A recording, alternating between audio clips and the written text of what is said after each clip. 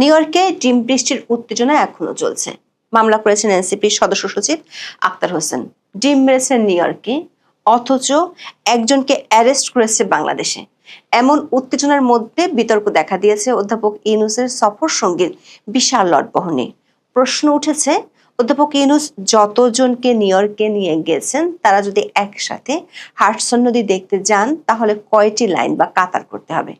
তার চেয়ে বড় প্রশ্ন, গত এক বছরে রাষ্ট্রীয় খরচে 13টি সফরের সব কটিতে কেন তার পরিবারের সদস্যরা ঘুরতে গিয়েছেন? সফরগুলোকে দ্বিপক্ষীয় বলে দাবি করলেও এর মধ্যে কমপক্ষে 12টি সফরের খরচ বাংলাদেশকেই বহন করতে হয়েছে। আবার 10টি সফরে এমন কয়েকজনকে নিয়ে গিয়েছেন যারা সরকারি কোনো কাজ নয়, উদ্ধার করেছেন ইউনূস সেন্টারের স্বার্থ।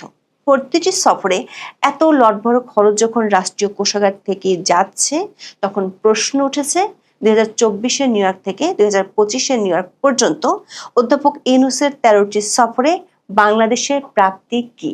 আমাদের অনুসন্ধান বলছে প্রতিটি সফরের পর অধ্যাপক ইউনূসের প্রেস উইং থেকে যেসব সাফল্যের বা চুক্তির কথা বলা হয় তার 10% এখনো পর্যন্ত বাস্তবায়িত হয়নি।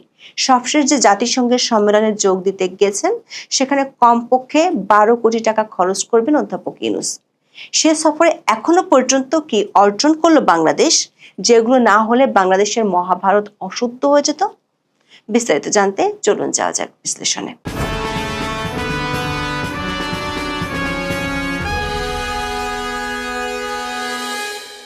দায়িত্ব নেওয়ার প্রথম মাসে দেশের বাইরে যান অধ্যাপক ইউনূস। তার বিদেশ সফর শুরু হয় সেপ্টেম্বরে জাতিসংঘের সাধারণ অধিবেশনে যোগ দিতে যুক্তরাষ্ট্রের নিউ ইয়র্ক সফরের মধ্য দিয়ে। এরপর ওই বছরের নভেম্বরে আজারবাইজানে বিশ্ব জলবায়ু সম্মেলনে যোগ দিতে যান তিনি। এরপর ডিসেম্বরে মিশর যান G8 সম্মেলনে যোগ দিতে। সব মিলিয়ে গত 13 মাসে তিনি 13টি সফর করে ফেলেছেন। তার মানে তিনি ক্ষমতায় থাকাকালে গড়ে প্রতি মাসে একটি করে বিদেশ সফর করেছেন। গুণমুগ্ধদের কাছে ম্যাজিক ম্যান বলে পরিচিত অধ্যাপক ইউনূসের মতো এত অল্প সময় এত বেশি বিদেশ ট্যুর আর কোনো সরকার প্রধান সাম্প্রতিক সময় দেননি। এমন রেকর্ডের জন্য অধ্যাপক ইউনূস নিঃসন্দেহে প্রশংসা পেতেই পারেন, কিন্তু ঘটনা ঘটছে একেবারে উল্টো। তার প্রতিটি বিদেশ সফরে দেখা দিচ্ছে নতুন নতুন বিতর্ক, জন্ম হচ্ছে নানান প্রশ্নের। আবার দেখা যাচ্ছে অধ্যাপক ইউনূসের প্রেস উইং থেকে প্রতিটি সফরে এমন কিছু তথ্য দেওয়া হয় যেগুলোর সাথে বাস্তবতার কোনো মিল নেই। যেমন ধরুন অধ্যাপক ইউনূসের প্রথম সফরটির কথা। গত বছরের সেপ্টেম্বরে জাতিসংঘের সাধারণ পরিষদের 79তম অধিবেশনে যোগ দিতে তিনি গিয়েছিলেন যুক্তরাষ্ট্রের নিউ ইয়র্কে। তখন তার প্রেস টিম থেকে বেশ জোরের সাথে প্রচারণা চালানো হয় মিতব্যয়িতার এক অবিনশ্বর উদাহরণ হলেন ডক্টর মোহাম্মদ ইউনূস, যিনি জাতিসংঘের মতো বৈশ্বিক প্রতিষ্ঠানের সম্মেলনে মাত্র 7 জন প্রতিনিধি নিয়ে যাচ্ছিলেন। দাবি করা হয়েছিল অতীতের সব সরকারের রেওয়াজ ভেঙে মাত্র 7 জনকে সরকারি সফর সঙ্গী করা হচ্ছে। তখন ব্যাপক সাড়া পড়ে গিয়েছিল বাংলাদেশের গণমাধ্যমগুলোতে। সরকার সমর্থক সংবাদ মাধ্যমে ফলাও করে প্রচার করা হয় সেই সংবাদ। কিন্তু আমাদের একটি ভিডিওতে দেখিয়েছিলাম ওই সফরে তার লটবহরে ছিল 57 জনের। গত 25শে আগস্ট বাংলা নিউজে প্রকাশিত এক সংবাদেও একই তথ্য দেয়া হয়েছে। আর 80তম সম্মেলনে, মানে এবার যে সম্মেলনে যোগ দিতে গেলেন, সেখানে নিয়ে গেছেন গতবারের তুলনায় জাস্ট ডাবল সংখ্যক সঙ্গী। মজার বিষয় হলো শুধু সফর সঙ্গী সংখ্যা ডাবল হয়নি, সফরের মেয়াদকালও দ্বিগুণ হয়েছে। গতবারে নিউ ইয়র্ক সফর ছিল 5 দিনের, আর এবার অধ্যাপক ইউনূস হাডসন নদী হাওয়া খাবেন 10 দিন ধরে। উঠেছেন নিউ ইয়র্কের ম্যানহাটনের 5 তারকা গ্র্যান্ড হায়াত হোটেলে, যে হোটেলের খরচ শুনলে আপনাদের ভিমরি খাওয়ার মতো অবস্থা হতে পারে। যদিও এবারের সফরের সম্ভাব্য ব্যয় নিয়ে সরকারি কোনো ভাষ্য পাওয়া যায়নি। এমনকি প্রধান উপদেষ্টার সফর সঙ্গীরা যে হোটেলে থাকছেন সেখানে কতটি কক্ষ নেওয়া হয়েছে এবং কত খরচ হচ্ছে সেটিও প্রকাশ করা হয়নি।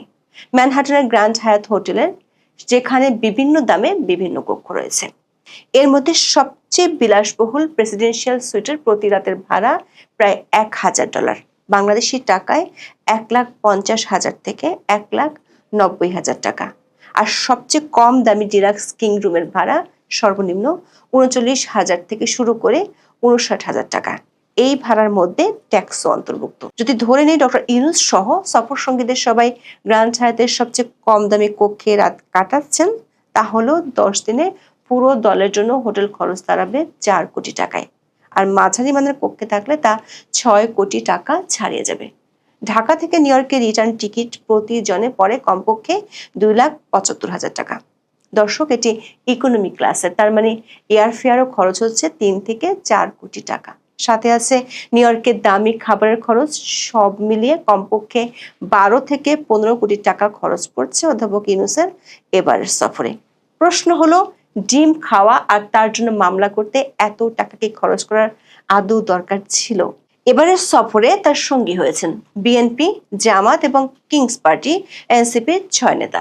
বিষয়টি যাত্রা শুরুর কয়েকদিন আগে জানায় সরকার, তবে মোট সফর সঙ্গী কত সেটি প্রকাশ করা হয়নি। সাংবাদিক জুলকারনাইন সাইরের প্রকাশ করা এক নথি থেকে দেখা যাচ্ছে এবারের সফরে মোট 104 জন অধ্যাপক ইউনূসকে সঙ্গ দিচ্ছেন। এই তালিকায় তার 2 মেয়ে এবং এক ভাতিজাও রয়েছেন। স্যার 24শে সেপ্টেম্বর এক ফেসবুক পোস্টে লেখেন, এবারের জাতিসংঘ সাধারণ পরিষদ অধিবেশনে বাংলাদেশ ডেলিগেশনের সদস্য সংখ্যা 104 জন। এর মধ্যে আছেন প্রধান উপদেষ্টা ডক্টর মোহাম্মদ ইউনূস, তার 2 কন্যা, 7 জন উপদেষ্টা, 6 জন রাজনৈতিক নেতা, প্রধান উপদেষ্টার কার্যালয়ের বিভিন্ন পদবীর কর্মকর্তা, বিভিন্ন পদবীর 5 জন প্রেস সেক্রেটারি, পররাষ্ট্র মন্ত্রণালয় ও নিরাপত্তা দলের কর্মকর্তা, বিভিন্ন সরকারি কার্যালয়ের পদস্থ কর্মকর্তা, স্থানীয় বাংলাদেশ দূতাবাস ও জাতিসংঘে বাংলাদেশের স্থায়ী মিশনের কয়েকজন সদস্য ও কয়েকজন বিশিষ্ট নাগরিক।